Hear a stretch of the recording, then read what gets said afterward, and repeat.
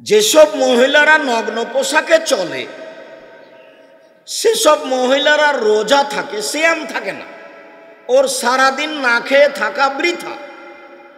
ছোট ব্লাউজ পরে পেট পিট দেখিয়ে, হাত দেখিয়ে, শরীর দেখিয়ে, মাথার চুল দেখিয়ে জাতিকে পাপী করে জাহান্নামে ঠেলে দিয়ে ও সিয়াম থাকবে, এটা হতে পারে না। ও রোজা থাকে। একজন মহিলার মালা তো আওরা, তার পুরো অঙ্গটাই হচ্ছে ঢেকে রাখা বস্তু, তার পুরো শরীরটাকে ঢেকে রাখতে হবে। ওর নাম মহিলা, ওর নাম আল মারা, যাকে আল্লাহ রাসূল বলছেন যে তোমার পুরো অঙ্গ তোমাকে ঢেকে রাখতে হবে।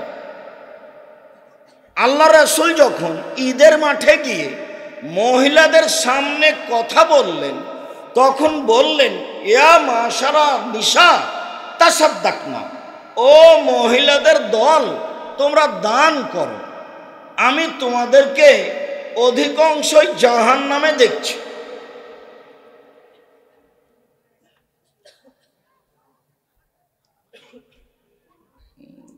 না, কোনো কাজ করা হবে না স্টেজে, কোনো মানুষের দৃষ্টি যেন দুর্বল না হয়। সম্মানিত দিনী ভাই বোন, বলছিলাম যে আল্লাহর নবী বললেন মহিলাদের কাছে গিয়ে, এই তোমাদেরকে অধিকাংশ আমি জাহান্নামে দেখছি।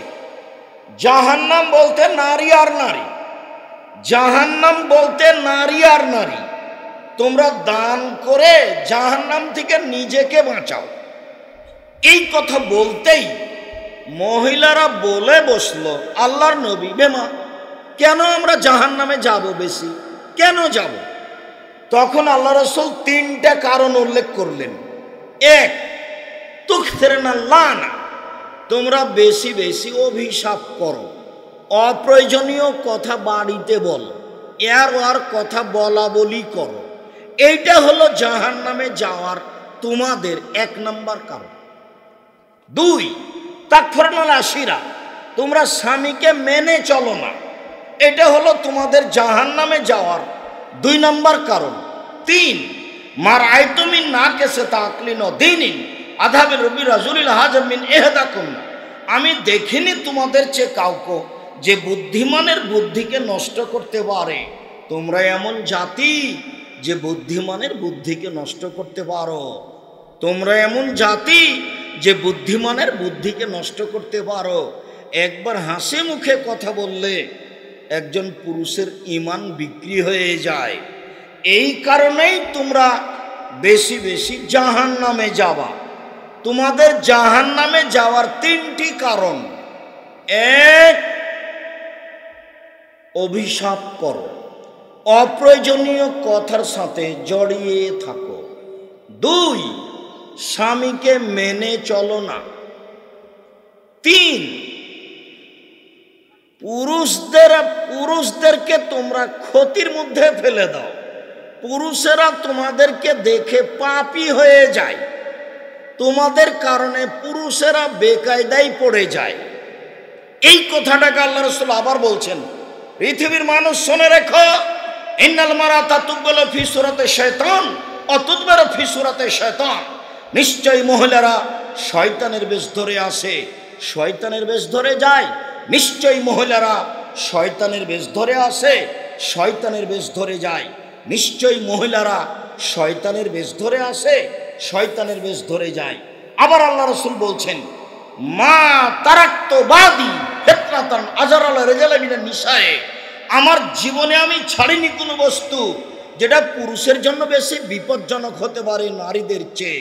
আমার জীবনে আমি ছাড়িনি কোনো বস্তু যেটা পুরুষের জন্য বেশি বিপজ্জনক হতে পারে নারীদের চেয়ে। নারী হচ্ছে পুরুষের জন্য সবচেয়ে বিপজ্জনক বস্তু।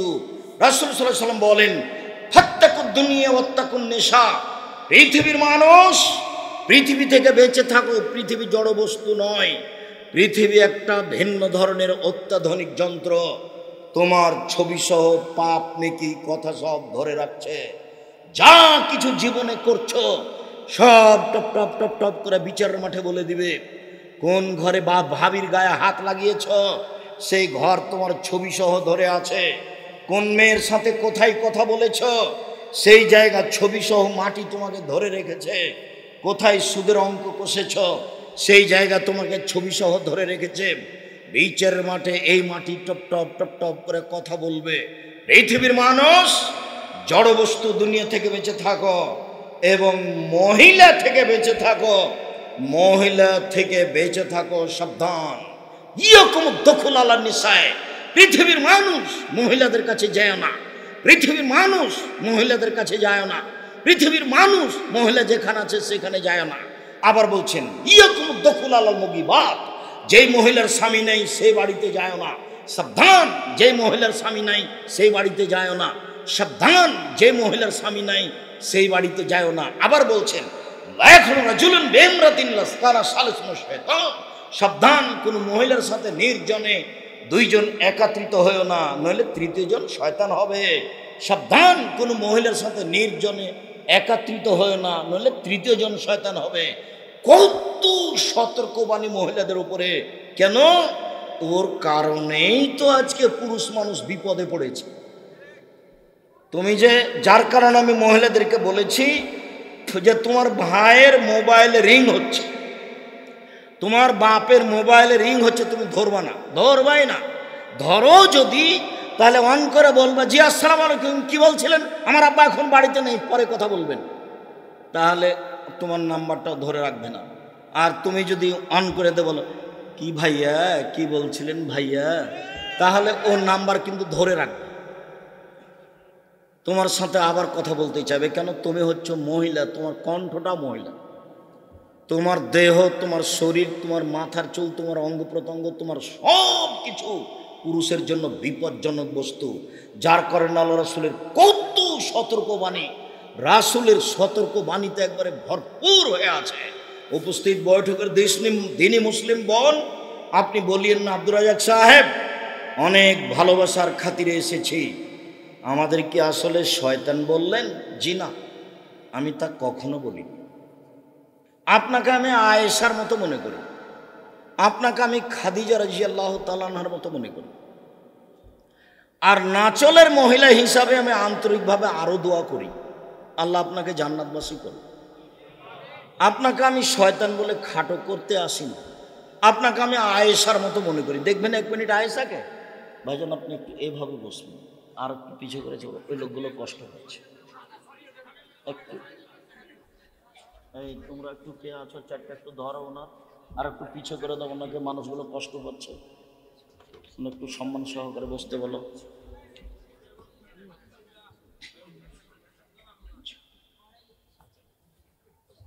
আর আমি আপনাদের আবারও বলছি, হয় আমি আপনাদের ভাই, না হয় আপনাদের ছেলে, না হয় ভাতিজা।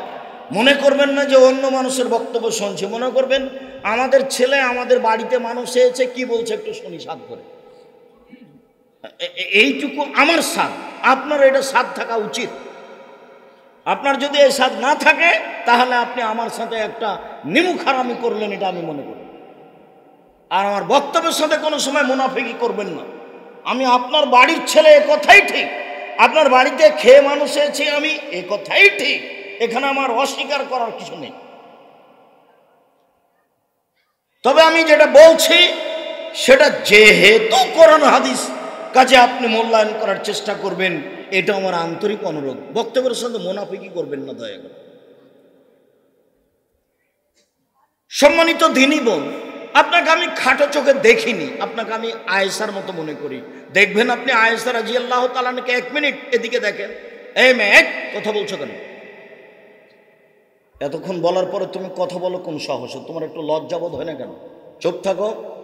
উপস্থিত বৈঠকের মুসলিম বোন, আপনি একটু খেয়াল করেন, আপনাকে আমি আয়েশার মতো মনে করি। দেখেন তো এক মিনিট আয়েশা রাদিয়াল্লাহু তাআলা আনহাকে। আয়েশা রাদিয়াল্লাহু তাআলা আনহা বলেন, আমার ঘরে হলো আমার স্বামীর কবর। আল্লাহর নবী যখন মারা গেলেন, তখন আমার ঘরে হলো তার কবর। আমি কবরের পাশে এমনিতেই যাই, মাথায় কাপড় দেওয়া না দেওয়া আমি অত প্রয়োজন মনে করি না। কয়দিন পরে সেখানে হলো আমার বাপের কবর। তা আমি মনে করি এটা আমার স্বামীর কবর, এটা আমার বাপের কবর, আমি এমনিতেই যাই, মাথায় কাপড় দেওয়া না দেওয়াটা আমি প্রয়োজন মনে করি না। কয়দিন পরে সেখানে হলো উমারের কবর। যখন উমার রাদিয়াল্লাহু তাআলার কবর হলো, তখন আমি সেখানে লজ্জাবোধ করি যে এখানে একজন বেগানা মানুষের কবর আছে। আমি কবরকে লজ্জা করি। আয়েশা রাদিয়াল্লাহু তাআলা বলেন, আমি কবরকে লজ্জা করি। আর আপনি একজন মুসলিম মহিলা, হজ করেছেন, স্বামীও হজ করেছে, আপনার মেয়েটা ক্লাস 10-এ পড়ে, মা পাশে বসে আছে মাথায় কাপড় না দিয়ে, আপনি যদি শয়তান না হন তো শয়তান কোন জন? কি শয়তান? আপনাকে তো আমি আয়েশার মতোই মনে করছি। দেখবেন 1 মিনিট আয়েশাকে। আয়েশা রাদিয়াল্লাহু তাআলা আনহা বলেন, আল্লাহর নবী বলছেন, আয়েশা শোনো শোনো শোনো শোনো, এই যে জিবরাইল, এই যে জিবরাইল, এই যে জিবরাইল, তোমাকে জিবরাইল সালাম দিল। তখন আয়েশা রাদিয়াল্লাহু আনহা বলছেন, ওয়ালাইহিস সালাম ওয়া রাহমাতুল্লাহ ফাতারা ওয়ালা নারা, তার উপরে শান্তি অবতীর্ণ হোক, জিবরাইলের প্রতি নিরাপত্তা অবতীর্ণ হোক। আরে আপনি তো জিবরাইলকে দেখতে পান না, আমরা তো দেখতে পাই না। এক বিছানায় 3 জন, এক বিছানে মুহাম্মদ সাল্লাল্লাহু আলাইহি সাল্লাম, ওখানে জিবরাইল, ওখানে আয়েশা রাদিয়াল্লাহু তাআলা আনহা। শুধু এক বিছানে নয়, এক ল্যাপের নিচে 3 জন, জিবরাইল, মুহাম্মদ সাল্লাল্লাহু আলাইহি সাল্লাম, আয়েশা। ইনি হচ্ছেন আয়েশা রাদিয়াল্লাহু তাআলা আনহা। আয়েশাকে শয়তান বললাম? জি না, নাউজুবিল্লাহ মিন যালিক। আপনাকে আমি আয়েশার মতো মনে করছি। আজকের পরে আপনার পরনে আর কোনোদিন ফ্যাশন বোরকা উঠবে না। আজকের পরে ইনশাল্লাহ, আজকের পরে আপনি আর কোনোদিন ছোট ব্লাউজ গায়ে দিবেন না। আজকের পরে আপনার শোকেজে আর কোনোদিন কাঁকড়া থাকবে না। আপনার শোকেজে আজকের পরে রুই মাছের আয়না থাকবে না। আপনার শোকেজে চিংড়ি মাছের প্লেট থাকবে না। আজকে বাড়িতে গিয়ে চিংড়ি মাছের যত প্লেট আছে,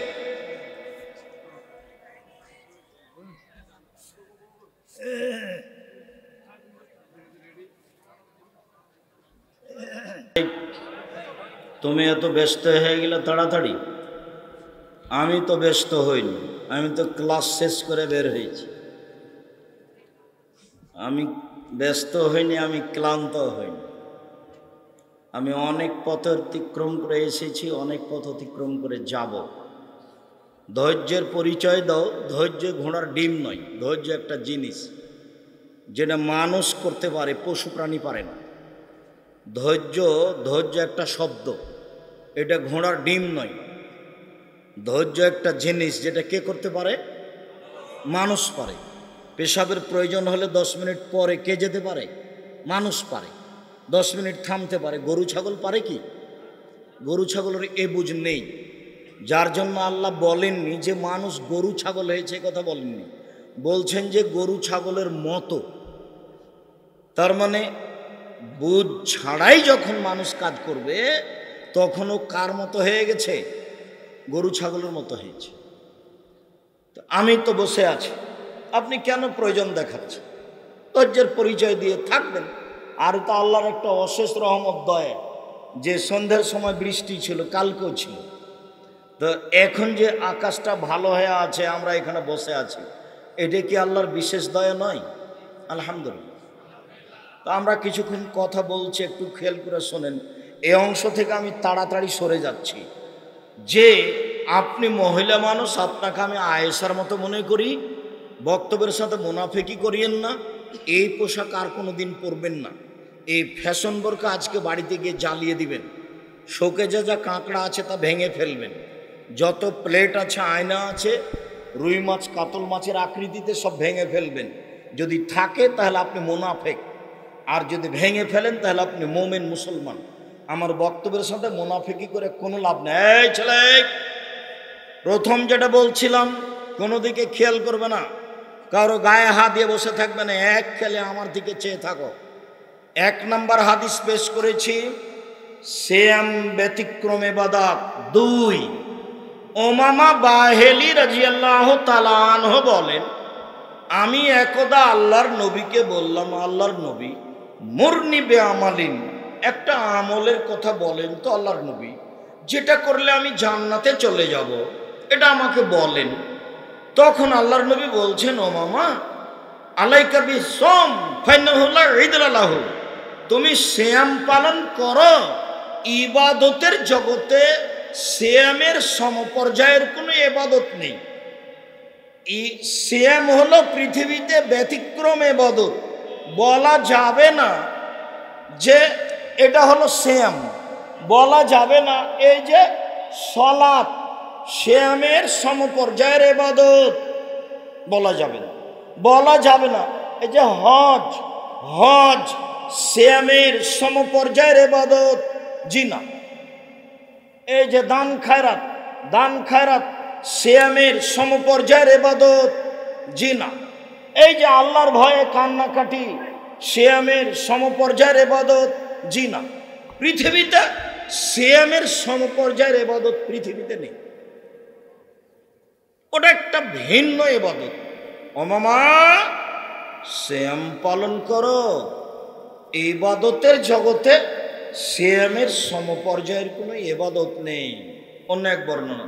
3, ওমামা বাহেলি রাদিয়াল্লাহু তাআলা আনহু বলেন, আমি আল্লাহর নবীকে বললাম, মুরনি বিআমালিন, আল্লাহর নবী আপনি একটা আমলের কথা বলেন তো, যেটা করে আমি জান্নাতে চলে যাব। তখন আল্লাহ রাসূল বলছেন, ও মামা, আলাইকা বিসম ফাইনাহুল্লাহ মিসলালাহু, তুমি সিয়াম পালন করো। ইবাদতের জগতে সিয়ামের সমপর্যায়ের কোনো ইবাদত নেই। কোন ইবাদতকে বলা যাবে না এইটা সিয়ামের মতো, এটা হলো সিয়াম, এটা সালাত। বলা যাবে না এই সালাত সিয়ামের মতো, এটা হজ। বলা যাবে না হজ সিয়ামের মতো, এটা তাসবিহ তাহলিল জিকির আজকার সুবহানাল্লাহ আলহামদুলিল্লাহ, বলা যাবে না সিয়ামের মতো। ভালো আচরণ সবচেয়ে ভারী নেকি, ভালো আচরণ, বলা যাবে না এটা সিয়ামের মতো। সিয়ামের মতো ইবাদত পৃথিবীতে নেই। 4, সাহল ইবনে সাদ রাদিয়াল্লাহু তাআলা আনহু বলেন, রাসূল সাল্লাল্লাহু আলাইহি সাল্লাম বলেছেন, ফিল জান্নাতে সামানি আবাব মিন বাবুনি সামারায়ালাত কুল্লে সাইমুন, জান্নাতে 8টি দরজা আছে। জান্নাতে একটি দরজা 8টি, জাহান্নামে একটি দরজা 7টি। জান্নাতে একটি দরজা 8টি, জাহান্নামে একটি দরজা 7টি। জান্নাতের 8টা দরজা আছে।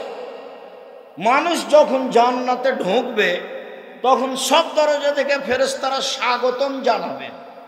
হজ পালনকারীর একটা দরজা আছে, ফেরেশতারা বলবেন, আসেন আসেন আসেন, যারা হজ করেছেন এই দরজা দিয়ে আসেন। আসেন আসেন, যারা দান করেছেন এই দরজা দিয়ে আসেন। আসেন, যারা সিয়াম পালন করেছেন এই দরজা দিয়ে আসেন। এইভাবে যখন আল্লাহর নবী বলতে লাগলেন, তখন আবু বকর সিদ্দিক রাদিয়াল্লাহু তাআলা বলেন, আল্লাহর নবী, এমন কি কেউ হবে যাকে সব দরজা থেকে ডাকা হবে? তখন আল্লাহ রাসূল বলছেন, হ্যাঁ তুমি তার মধ্যে। আরে আবু বকর সিদ্দিক, শোনো, তুমি যখন জান্নাতের সামনে যাবা না, তখন তোমার সবাই ডাকবে। হজের লোক বলে, আসেন আসেন এই দরজা দিয়ে আসেন। দানের ফেরেশতারা বলবে, আসেন আসেন এই দরজা দিয়ে। তুমি এমন একটা মানুষ যে তোমাকে সব দরজা থেকে ডাকা হবে। যাক, এটা আমাদের আলোচনা নয়, আলোচনা আর একটু পরে। সেটা কি? এই যা দাখালা আখিরুহুম উগলিকা, সিয়াম পালনকারীর শেষ ব্যক্তি ঢুকে গেলে ওই দরজা বন্ধ হয়ে যাবে, বাকিগুলো তখন খোলা আছে। তার মানে হজ পালন করা ব্যক্তি দানের দরজাতে ঢুকতে পারবে, দান করা ব্যক্তি হজ পালন করার দরজাতে ঢুকতে পারবে। কিন্তু সিয়াম না থাকলে ওই দরজাতে অন্য কেউ ঢুকতে পারবে। আমি যদি বুঝাতে না পারি আমি অক্ষম। হাদিস বুখারী মুসলিম, আল্লাহ রাসূল বলছেন, সিয়াম পালনকারীর শেষ ব্যক্তি ঢুকলে দরজা বন্ধ করা হবে, ওটা তখনও 7টা খোলা আছে। আমি কি কথা বুঝাতে পেরেছি?